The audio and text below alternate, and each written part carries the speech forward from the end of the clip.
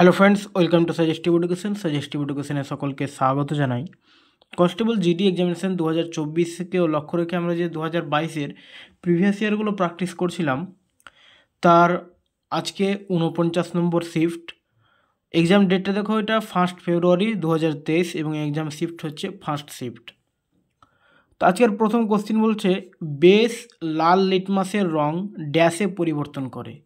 আসলে বেসটা এখানে, বেসের অর্থ হচ্ছে ক্ষার, ঠিক আছে, যেটা ইংরেজিতে বেস বলে ওটা বাংলায় হচ্ছে ক্ষার। বলছে ক্ষার লাল লিটমাসের রং ড্যাশে পরিবর্তন করে। তো লাল লিটমাসকে যখন ক্ষারে ডোবানো হয় তখন এটা নীল রঙে পরিবর্তন হয়ে যায়। তারপরে বলছে 1873 সালে তিনি সত্যশোধক সমাজ প্রতিষ্ঠা করেন। এখানে তিনি হিসাবে কাকে বলা হয়েছে? তো সত্যশোধক সমাজ প্রতিষ্ঠা করেছিলেন 1873 সালে জ্যোতিবা ফুলে। জ্যোতিবা ফুলে একজন মানে সোশ্যাল রিফর্মার ছিলেন এবং তিনি সত্যশোধক সমাজও প্রতিষ্ঠা করেছিলেন এবং তার লেখা একটা বিখ্যাত বই হচ্ছে গোলামগিরি।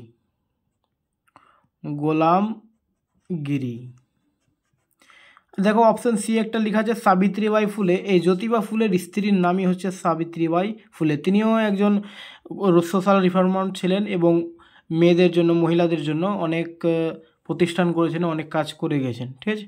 তারপরে দেখো, দেবপ্রয়াগে ভাগীরথী ড্যাশ দ্বারা যুক্ত হয়েছে। তো দেবপ্রয়াগে ভাগীরথী অলকানন্দা নদীর সঙ্গে যুক্ত হয়েছে এবং এই ভাগীরথী অর্থাৎ গঙ্গা নাম নিয়ে এলাহাবাদ অর্থাৎ প্রয়াগরাজে যমুনার সঙ্গে যুক্ত হয়েছে, ঠিক আছে। তো অলকানন্দা এবং ভাগীরথী যুক্ত হয়েছে দেবপ্রয়াগে এবং যমুনা এবং ভাগীরথী যুক্ত হয়েছে প্রয়াগরাজ অর্থাৎ এলাহাবাদে। তারপরে বলছে 30 এপ্রিল 2022 কে সেনা প্রধানের দায়িত্ব গ্রহণ করেন? मनोज मुकुंद नाराभाने, বিনীত जोशी, नितिन परंजपे, मनोज पांडे। তো অ্যান্সার হচ্ছে मनोज पांडे। তারপরে দেখো যে ভারতে অভ্যন্তরীণ জলপথের উন্নয়ন, রক্ষণাবেক্ষণ এবং ব্যবস্থাপনা কে দেখেন?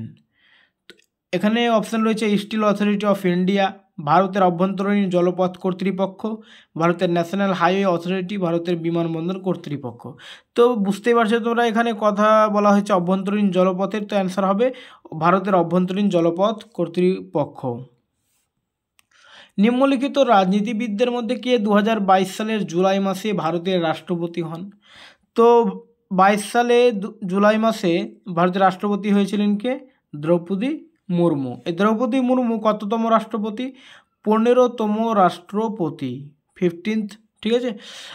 আর এই দ্রৌপদী মুর্মু তিনি মানে ভারতের প্রথম আদিবাসী মহিলা। এর আগের শিফটে আমরা মনে হয় এই কোশ্চেনটা পেয়েছিলাম যে ভারতের প্রথম আদিবাসী মহিলা রাষ্ট্রপতি হচ্ছেন দ্রৌপদী মুর্মু, ঠিক আছে। এবং তিনি রাষ্ট্রপতি হওয়ার আগে ঝাড়খণ্ড জেলার রাজ্যপাল ছিলেন। ঝাড়খণ্ড জেলার রাজ্যপাল ছিলেন এবং তেনার বাড়ি কিন্তু হচ্ছে ওড়িশার ময়ূরভঞ্জ জেলা, ঠিক আছে। এটা ঝাড়খণ্ড, আমি বারবার জেলা বলছিলাম, এটা ঝাড়খণ্ড রাজ্য আর ময়ূরভঞ্জ জেলা, ঠিক আছে। ময়ূরভঞ্জ জেলা হচ্ছে ওড়িশার তেনার বাড়ি। তার বলছে ব্যক্তিগত নিষ্পত্তিযোগ্য আয় হলো অর্থ যা গৃহস্থলীর খরচ, ড্যাশ এবং আয়করের হিসাব রাখার পরে ব্যয়ের জন্য উপলব্ধ। তো অ্যান্সার হচ্ছে এটা সঞ্চয় বা সেভিংস।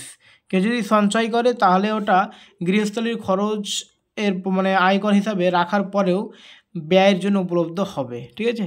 তারপরে দেখো, ভারতের সংবিধানের নিচের কোন অনুচ্ছেদে কিছু ক্ষেত্রে গ্রেপ্তার এবং আটকের বিরুদ্ধে সুরক্ষা প্রদান করা হয়েছে? তো গ্রেপ্তার এবং আটকের বিরুদ্ধে প্রদান করা হয়েছে মৌলিক অধিকারের 19 থেকে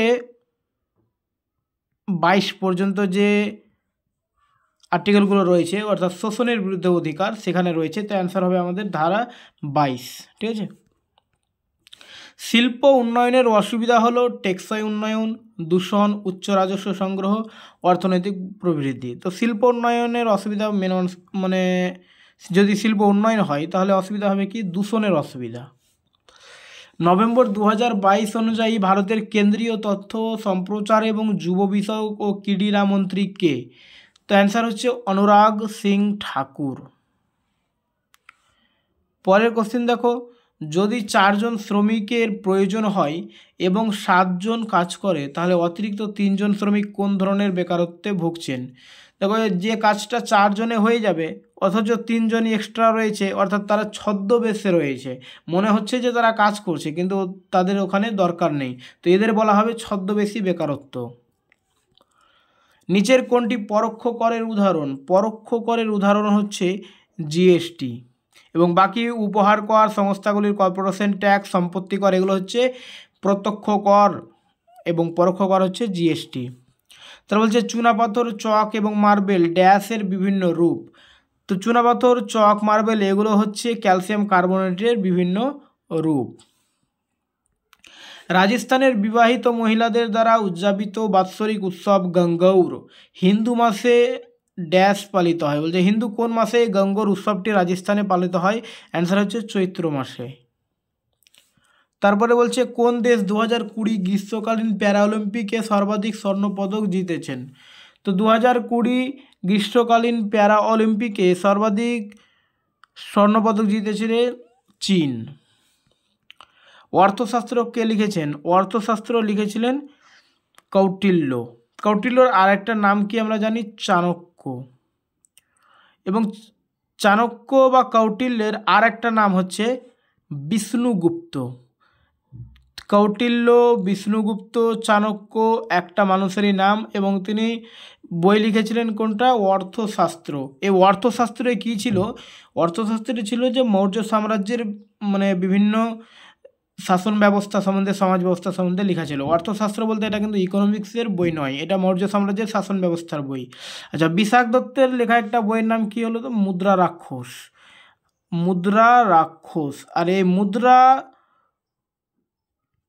রাক্ষস এবং তার মুদ্রা রাক্ষস বইটাতে লেখা আছে যে নন্দবংশের শেষ রাজা ধননন্দকে হারিয়ে কীভাবে চন্দ্রগুপ্ত মৌর্য বংশের প্রতিষ্ঠাতা করেছিলেন। ঠিক আছে। আর মেগাস্তিনিসের একটা বই হচ্ছে ইন্ডিকা। আর মেগাস্তিনিস চন্দ্রগুপ্ত মৌর্যের শাসনকালে সেলুকাসের দূত হিসেবে ভারতে এসেছিলেন। তারপরে বলছে অ্যালারমেল ভ্যালি নিচের কোন শাস্ত্রীয় নৃত্যশৈলীর বাহক? তো অ্যালারমেল ভ্যালি হচ্ছে ভারতনাট্যম এর সঙ্গে যুক্ত। ঠিক আছে। অ্যালারমেল ভ্যালি একজন শাস্ত্রীয় নৃত্যশৈলী, ভারতনাট্যমের সঙ্গে যুক্ত। আচ্ছা, ভারতনাট্যম কোথাকার? তামিলনাড়ু। কত্থক কোথাকার? কত্থক হচ্ছে উত্তরপ্রদেশ। কথাকলি কোথাকার? কেরালা। ওড়িশি ওড়িশা। তার বলছে কোন খেলায় মাঝখানে একটি আয়তক্ষেত্রাকার এলাকাসহ মাঠটি প্রায়শই ডিম্বাকার হয়, যা 22 গজ অর্থাৎ 20.12 মিটার বাই 10 ফুট 3.04 মিটার চওড়া হয়। তো এটা তোমরা বুঝতেই পারছো মাঠের আকৃতিটা দেখে, এটা হচ্ছে ক্রিকেটের। ড্যাশ হলো মন্ত্রিসভা এবং গভর্নরের মধ্যে যোগাযোগের একমাত্র সংযোগ। তো মন্ত্রিসভা এবং গভর্নর অর্থাৎ রাজ্যপালের সঙ্গে যুক্ত কে রাখেন? মুখ্যমন্ত্রী। এই দুই মন্ত্রিসভা এবং গভর্নরের মাঝে তিনি লিঙ্কার হিসাবে কাজ করেন। তারপর বলছে সিভি চন্দ্রশেখর ড্যাশে তার অবদানের জন্য পদ্মভূষণে ভূষিত হন। তো সিভি চন্দ্রশেখর ছিলেন একজন নৃত্যশৈলী ভারতনাট্যমের। আমরা ভারতনাট্যমের দুজন তাহলে এই শিফটে পড়লাম, একজন হচ্ছে অ্যালারমেল ভ্যালি এবং একজন হচ্ছে সিভি চন্দ্রশেখর। মণিপুরি কোথাকার? মণিপুরি যে নৃত্য রয়েছে তার দুটো ভাগ রয়েছে, তার মধ্যে একটা হচ্ছে কি জগই। জগই হচ্ছে মণিপুরের। কত্থক তো বললাম কোথাকার? ইউপি। আর কুচিপুড়ি হচ্ছে অন্ধ্রপ্রদেশ। ওকে, ভারতনাট্যম তামিলনাড়ু।